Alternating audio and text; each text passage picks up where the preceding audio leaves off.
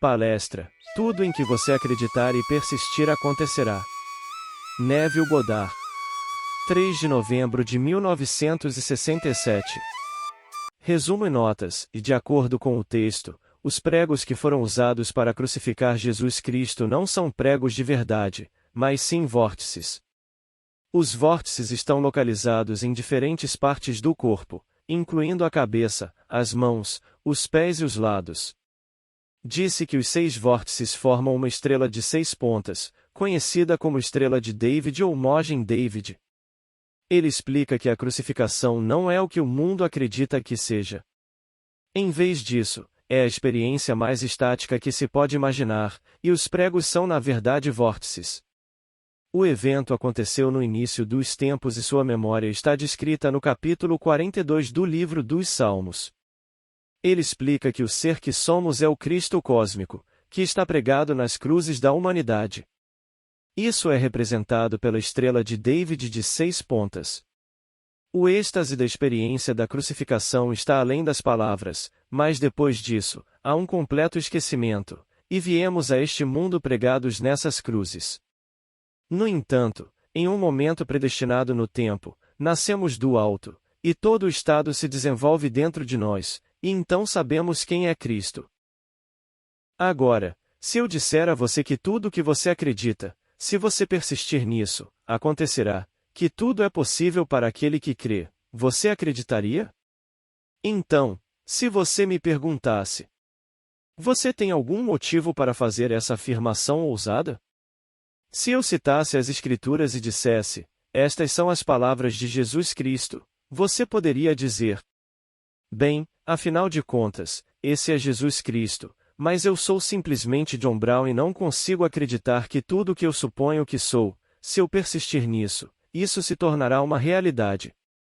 Isso é apenas porque você não sabe quem é Jesus Cristo, e Jesus Cristo é a verdadeira identidade de todo homem. Diga eu sou, e isso é Jesus Cristo, isso é Deus. Bem, o homem não acredita nisso. Ele dirá: e bem, isso é muito bom para alguém que se chama Jesus Cristo, que é chamado de Deus ou Filho de Deus, mas certamente não para mim. Bem, agora, nesta noite, quero mostrar a você quem Jesus Cristo realmente é. Eu lhe disse e quero dizer que estive na presença do Senhor ressuscitado, que Ele me abraçou e me incorporou ao seu ser.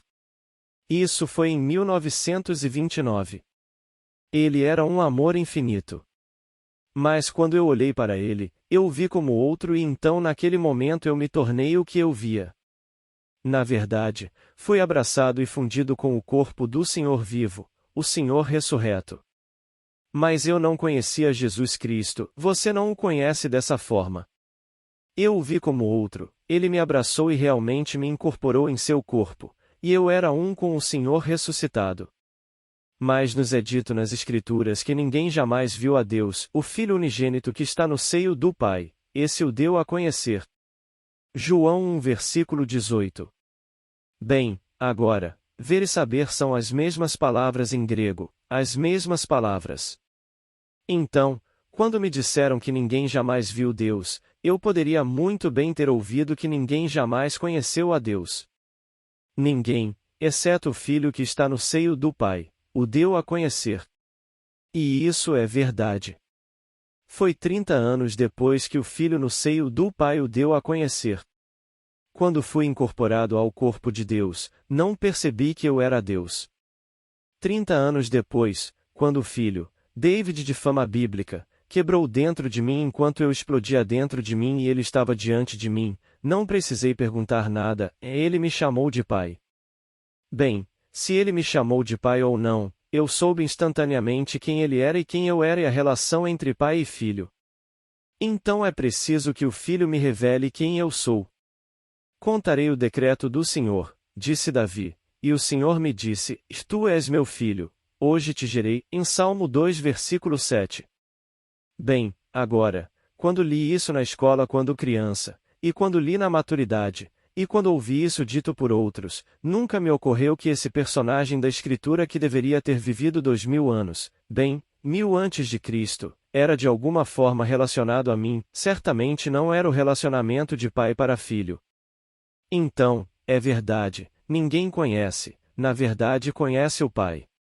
Ninguém jamais realmente viu a Deus até que o Filho que está no seio do Pai o torna conhecido.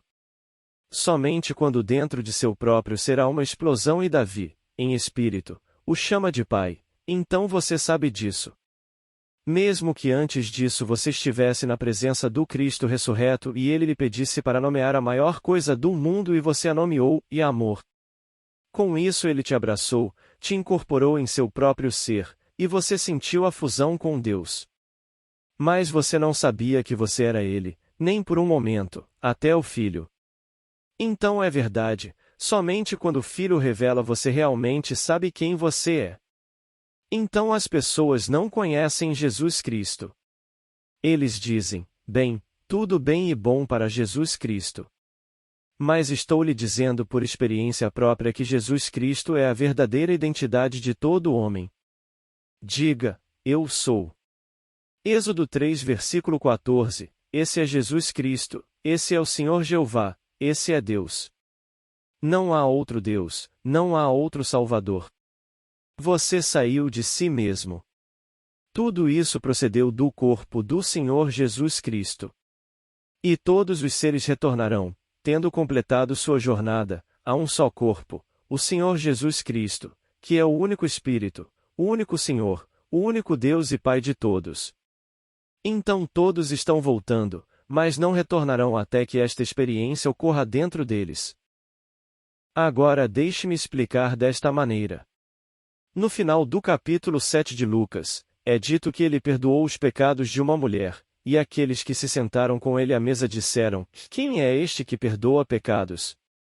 Então entra neste pequeno drama, e o drama é este, que ele foi de cidade em cidade, vila em vila, ensinando e trazendo as boas novas do reino de Deus. Estavam com ele 3 mulheres, Maria Madalena, Joana e Susana, e elas o sustentavam com o que tinham. Bem, quando você ler estas palavras e não estiver ciente deste grande mistério da Escritura, bem, você chegará à mesma conclusão que todos os estudiosos chegaram. Porque aqui está o grupo de estudiosos mais eruditos de hoje, porque eles estão se baseando em todos os estudiosos do passado, e nesses 12 volumes da grande Bíblia dos intérpretes esses estudiosos fizeram essa observação. E está é a exegese que é simplesmente separar as palavras e tentar chegar a algum entendimento delas. Isto é o que eles dizem, que Jesus não dependia de hospitalidade casual, mas era sustentado por mulheres ricas com suas posses. Você pode acreditar nisso. Alguém que dirá a você, a mim, a todos, e tudo o que você deseja, acredite que você o recebeu e você o fará, depender de outro. Que todas as coisas são possíveis para aquele que crê. Agora estou citando com precisão a Bíblia dos intérpretes, considerada a obra mais erudita até o momento, porque eles têm como pano de fundo esses cerca de 150 homens que o trouxeram. Eles têm uma enorme variedade de trabalhos acadêmicos e eles pesquisaram, passaram por isso com um pente fino, e ainda assim eles chegaram a isso. Por quê? Porque eles não experimentaram Jesus Cristo. Como alguém poderia me dizer que Jesus Cristo foi sustentado por mulheres ricas com seus próprios meios e outros, eles também acrescentam e outros. Mas eles mencionam 3, eles mencionam Maria Madalena, Joana e Susana. Não tem nada a ver com 3 mulheres ricas. Esses são os personagens eternos, pois ainda estavam presentes no túmulo vazio. Susana não, ela aparece apenas uma vez, e então outra Maria toma seu lugar. Então elas foram ao sepulcro e viram o sepulcro vazio e contaram o que tinham visto, relataram sua própria experiência. Mas aqueles que ouvem, e os apóstolos são os que ouviram, é dito deles que lhes pareceu uma história vã e eles não acreditaram. Então vem uma história que eles caminharam com essas mulheres e esses indivíduos. Quem? O Senhor ressuscitado. E ele perguntou-lhes, o que é isso tudo? E eles disseram, e você não sabe? Você não conhece o grande profeta que foi entregue nas mãos dos anciãos e das autoridades e eles o crucificaram? Eles não o reconheceram. Então ele disse: não era necessário que Cristo sofresse essas coisas e depois viesse para a sua glória? Lucas 24 versículo 26. Eles ainda não o reconheceram. E, começando por Moisés, na lei, e por todos os profetas, interpretou-lhes o que dele estava em todas as Escrituras. Versículo 27. Eles ainda não reconheceram. Mas já era tarde e eles o detiveram e pediram que ficasse com eles. Então ele entrou em suas casas, e sentado à mesa, tomou o pão e, abençoando-o, partiu e deu a eles, e então, naquele momento, eles o reconheceram e ele desapareceu de vista. Ele deu a eles e então eles o reconheceram, e ele desapareceu de vista deles. Bem, qual é o pão dele, um pedaço de pão? Não. Ele disse: eu sou o pão da vida. Quando eu sou no homem se rompe como uma semente que está crescendo, ele rompe. Quando ele quebra, você reconhece a verdade da história eterna. Esta história é verdadeira, está contido no homem. O homem acha difícil agarrá-lo até que se rompa dentro dele. Não é algo do lado de fora do homem que está jantando. É tarde e ele pega um pedaço de pão, parte dá. O pão está em todos, esse pão é eu sou. Eu sou o pão da vida. Está em todos. Você pode dizer, eu sou? Bem, é isso. Chegará o dia em que se romperá, explodirá como uma semente que se rompe e o plano está contido na semente. Tudo o que é dito de Jesus Cristo e tudo o que ele reivindicou de si mesmo se revelará dentro daquele em quem isso acontecer. Então, no final, ele se conhecerá como Deus quando Davi, no Espírito, o chamar de Pai. Davi no Espírito o chamará de Pai só então, embora antes disso ele estivesse na presença do Senhor ressuscitado e o Senhor ressuscitado o questionasse. Ele respondeu corretamente. Ele foi abraçado, incorporado ao corpo de Deus, que é chamado de batismo nas Escrituras. Se fomos batizados no corpo de Deus, fomos batizados em sua morte, e se fomos unidos a ele em uma morte semelhante à dele, certamente seremos unidos a ele em uma ressurreição semelhante à dele. Romanos 6 versículo 5. Veja a diferença de tempo: fomos unidos a ele em uma morte como a dele, então seremos unidos a ele em uma ressurreição como a dele. Então a semente foi quebrada e está sendo quebrada dia após dia em todos, e está brotando em todos nós. Portanto, no final, há um só corpo, um só Espírito, um só Senhor, um só Deus e Pai de todos, e tu és esse Deus e Pai de todos. Isso sai de você. Então saí de mim mesmo para este mundo, voltarei deste mundo, para onde? De volta a mim mesmo. Mas serei aprimorado, enriquecido pela experiência. Portanto, a palavra traduzida como sofrer. Não era necessário que o Cristo sofresse essas coisas e entrasse em sua glória? A palavra sofrer significa experimentar essas sensações, é tudo o que significa. É traduzido de muitas maneiras nas Escrituras como: deixai os filhinhos, deixá-los vir, não os impeça, deixai os filhinhos virem a mim. Permiti-los, deixá-los vir. Mas a palavra traduzida nesta passagem é simplesmente experimentar sensações, essas sensações no mundo da morte. Então eu vim a este mundo para experimentar tudo isso, e assim eu me esvazio de meu ser divino, tomo sobre mim as limitações deste mundo, chamadas de limitações do escravo, e me entrego à morte. Este é um mundo de morte, tudo aqui morre, mas tudo morre. Não importa o que seja, eventualmente morre. Então, eu me tornei um com a morte, e então venci, pois a última coisa a vencer é a morte. Você o supera quando simplesmente o quebra e descobre quem você é. Então você nasceu de cima. O homem, então, nasce do alto. Ele disse: e a menos que você nasça do alto, não pode entrar no reino de Deus. João 3 versículo 3. Quando você nascer do alto, então você saberá. Sabe o que? Pois bem, assim sabereis, levantareis o Filho do Homem. Quando levantardes o Filho do Homem, sabereis que eu sou o ser falando com você. Não, o centro do ser do homem é Jesus Cristo, é eu sou. Quando eu levantar o Filho do homem, saberei que eu sou. A menos que eu saiba que sou ele, permaneço errando meu alvo neste mundo e morro em meus pecados. Se não crerdes que eu sou, morrereis nos vossos pecados. João 8 versículo 24. Não um ser falando com você de fora, mas o homem vê assim no começo, de fora, como se houvesse outro do lado de fora. Agora, tudo o que disse dele eu devo cumprir e você deve cumprir individualmente, não coletivamente, mas individualmente, porque você é único. Não há ninguém como você. Você não pode ser substituído no reino de Deus. Assim, quando me é dito no capítulo 14 de João, que na casa de meu pai há muitos cômodos, se não fosse assim, eu teria dito a você que vou preparar um lugar para você.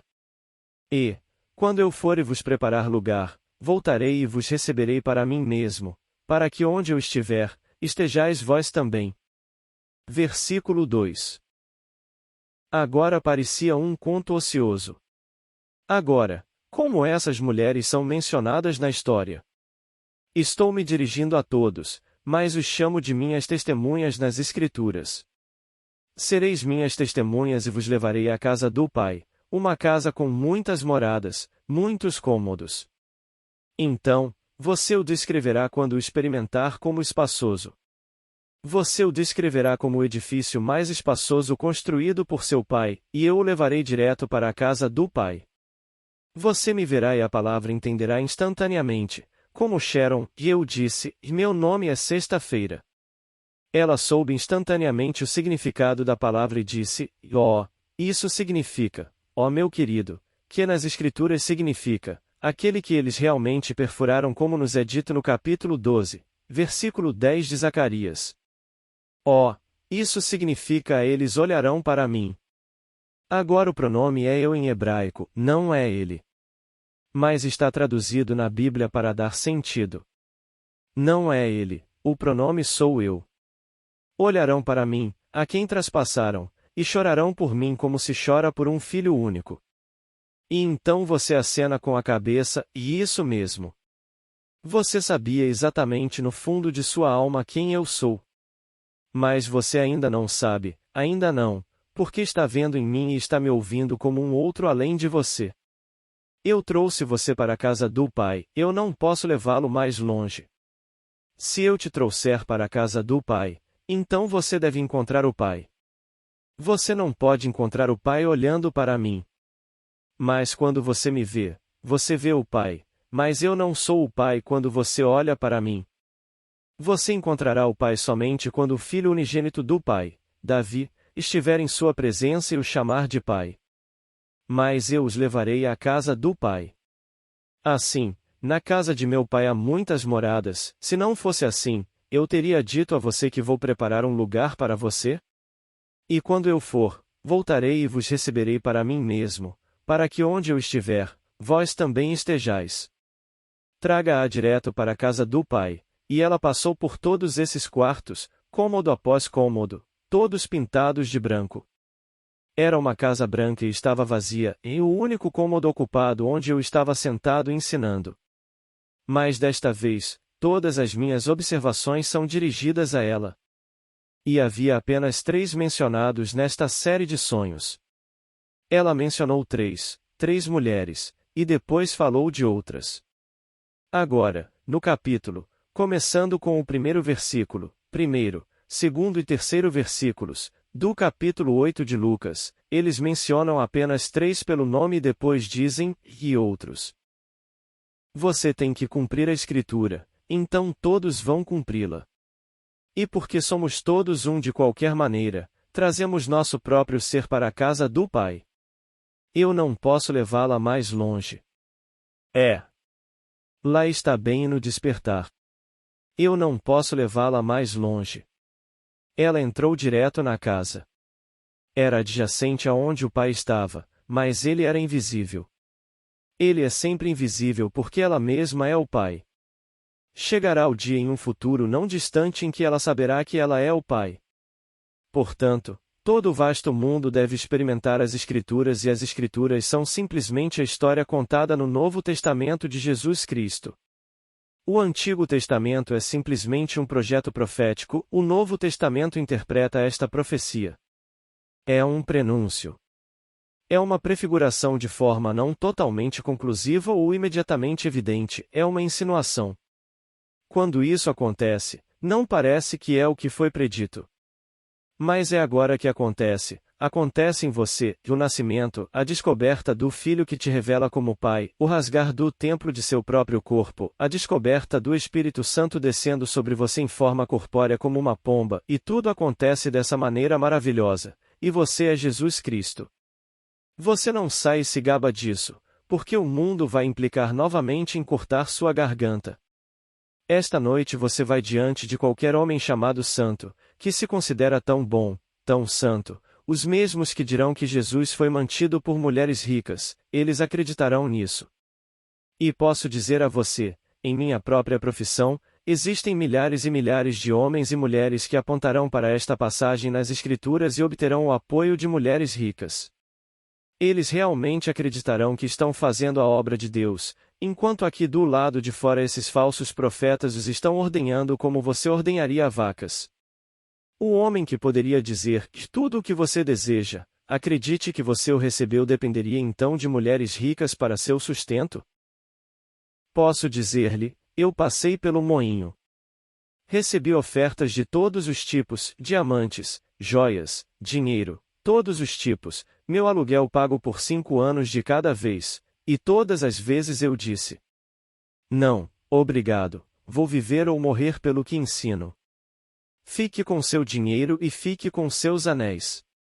Eles me trazem todas essas coisas. Nunca aceitei um anel, nem um centavo pelo meu aluguel. Eu pagarei com tudo o que tenho, mas não de você.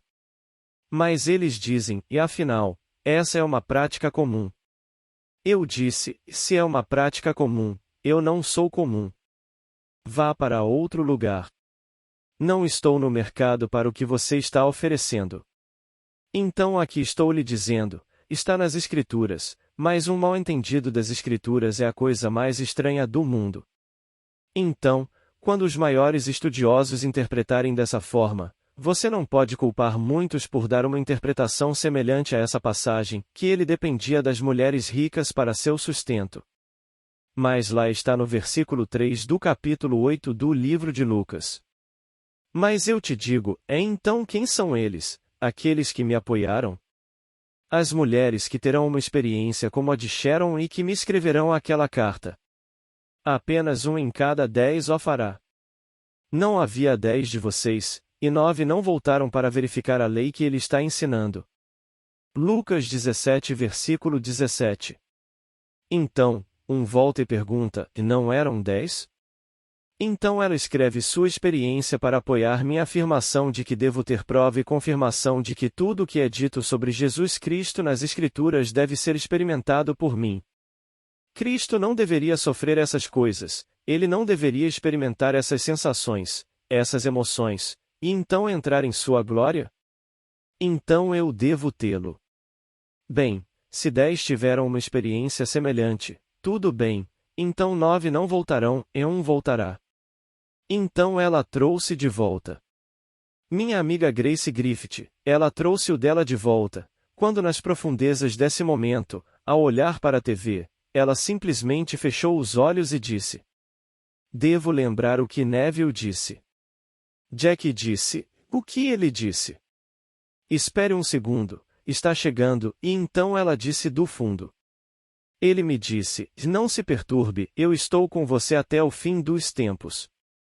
Mateus 28 versículo 20. Ela está citando as Escrituras.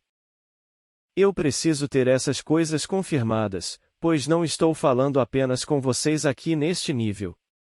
Sharon me encontrou em outros níveis, e vai de cidade em cidade, de vila em vila. Bem, começou assim, todas as cidades e aldeias. Você está falando em todos esses lugares. Enquanto você fala em todos esses lugares, cheguei a um lugar e foi este lindo e maravilhoso campus. E aqui um jovem solteiro, ele está ansioso, ele tem que te ver, então ele se senta ao seu lado e te ama. Eu poderia dizer pela atitude dele que ele te ama, então ele está apaixonado por você enquanto você explica a ele todos os mistérios da palavra de Deus. E eu escuto.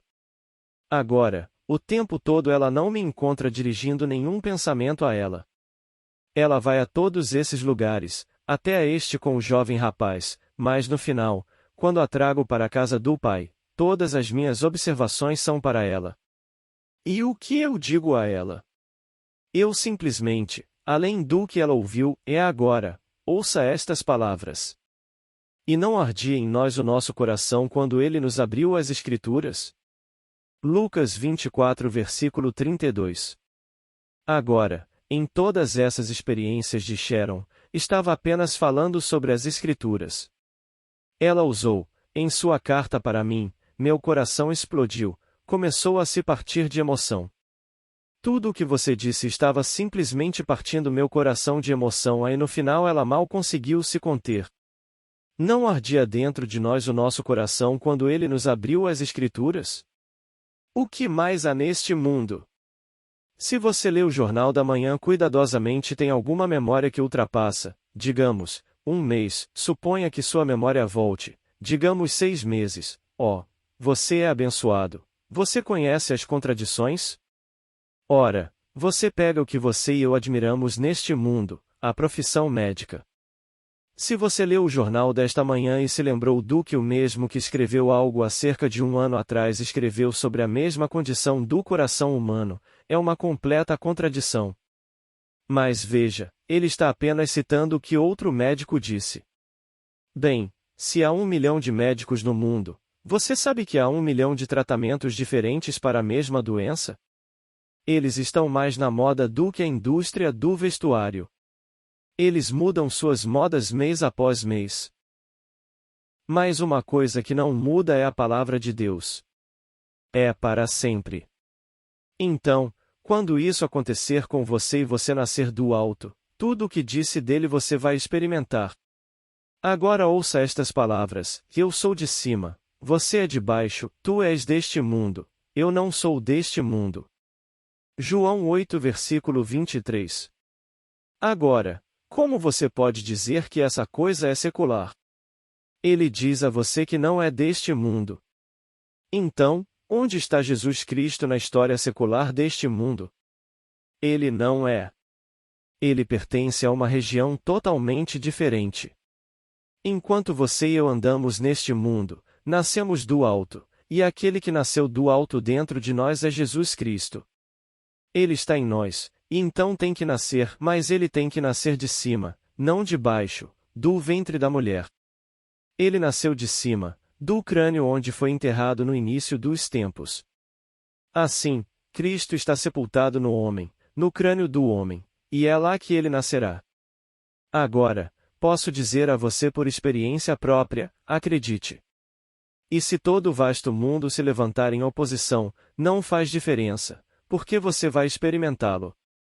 Então, deixe-o se opor e dar a você todos os argumentos, e se por acaso eles são tão estúpidos para se apegar a certas coisas, eles citam esses grandes estudiosos.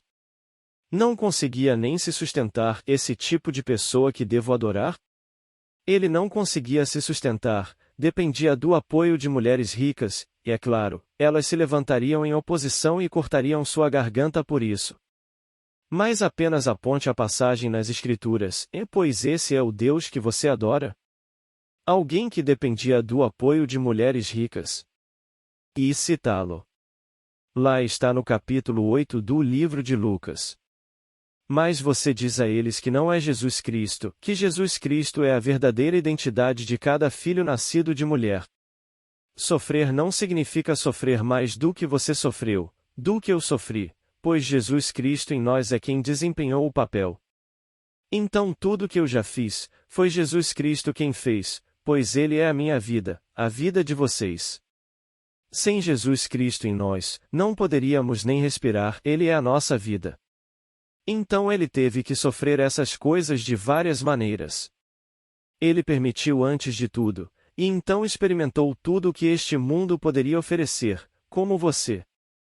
Mas Deus em sua infinita misericórdia removeu a memória de nós para que não possamos nos lembrar dos horrores pelos quais passamos, mas nós nos lembramos. Enquanto isso, posso lhe dizer, acredite em cada preceito dele literalmente. Será cumprido literalmente, aqueles em outras regiões e alguns nesta região. Por exemplo, acredite que você é o que você quer ser. Nesta região? Sim, será. Se eu ousar persistir na suposição de que sou o homem que quero ser e viver como se fosse, independentemente da evidência dos meus sentidos, independentemente de todas as coisas que eu neguei, eu me tornarei isso. Tente. Mas as outras coisas que este nível não pode compreender, não, um dia você cumprirá toda a Escritura. Você também levará aqueles que estão caminhando com você para a casa do Pai, e quando você os acolher, simplesmente revelará quem você é, e eu sou aquele a quem eles traspassaram. E posso lhe dizer, a crucificação não é o que o mundo acredita que seja. É a emoção mais estática que você pode imaginar. Não são pregos pregados na mão, pregados nos pés e uma perfuração no corpo. Não, são vórtices. Eu posso te dizer, o dia que eu experimentei, era apenas uma lembrança, pois foi feito no início dos tempos. Mas neste momento, no capítulo 42 do livro dos Salmos. E destas coisas eu me lembro, então isso foi apenas uma lembrança daquele evento. E se a lembrança do evento era tão extasiante, que emoção original deve ter sido, mesmo que o que se seguiria fossem os horrores do mundo. Mas nenhum homem tira a minha vida, eu mesmo a dou. Eu tenho poder para colocá-lo e poder para levantá-lo novamente. João 10 versículo 18. Portanto, ninguém pegou, eu deitei. Na verdade, acertei na humanidade, e esse é o ser que somos, o Cristo cósmico. Quando essas coisas realmente nos prendem, elas são vórtices, um vórtice aqui, aponta para a cabeça, as mãos e o lado, vórtice aqui, vórtice aqui, vórtice aqui e vórtices, as solas dos pés. Estas são as coisas que nos pregam, 2, 4, 5, 6, a estrela de Davi de 6 pontas, o mogem Davi, pregados nele. E não consigo descrever o êxtase daquela emoção quando aconteceu. Mas não sabemos, depois disso é um esquecimento completo, e então viemos a este mundo pregados nestas cruzes.